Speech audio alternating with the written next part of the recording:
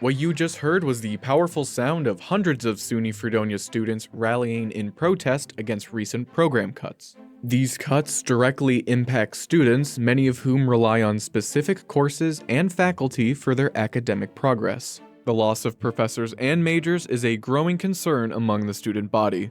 My name is Alex Matt, and you're listening to WCVF 89.9 The Voice and WDVL 89.5 The Inferno. Today, we'll be diving into the ongoing protests at SUNY Fredonia and explore the cause and effect of these program cuts on these students, faculty, and the future of the university on this news roundup. To understand how we got here, we first must understand the catalyst of these protests. Late last year, on November 1st, 2023, the university's president, Dr. Stephen Collison, announced that 13 majors were proposed to be cut from the campus.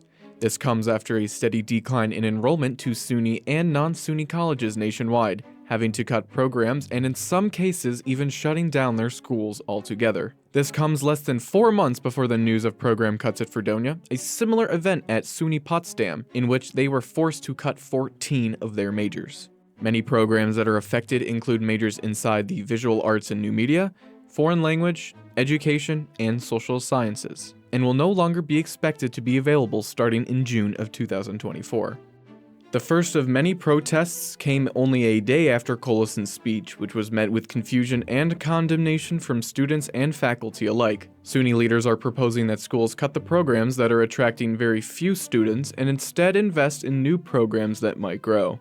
The most recent of these student protests happened on September 19, 2024.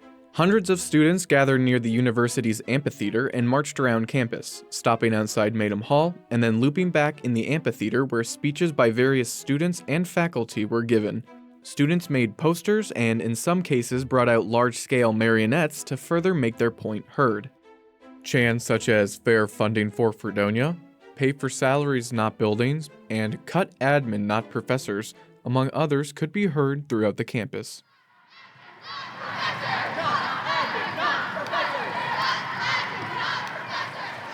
Save our SUNY SOS!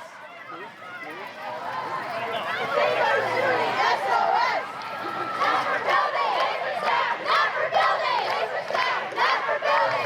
SUNY, give us money! Colton has enough! SUNY, give us money! Colton has enough! SUNY, give us money! Colton has enough! I had the pleasure of speaking with two students who were or knew individuals that were affected by these changes. I think that there are plenty of other solutions. I think that there are plenty of other areas that they could be cutting the funding of, such as a lot of the building projects that they keep on wasting money on. I would say next time they should be asking us primarily, because we really are the student body. We are the people who are paying them thousands of dollars for their funding. If they if they have another budget cut like this, we're going to be losing our appeal more and more, because the way they get money is through us. But by affecting us, they're losing on their money. I mean, it's scary, man. Like, the fact that they're just cutting these programs, like, it's scary, because it starts with these programs, right?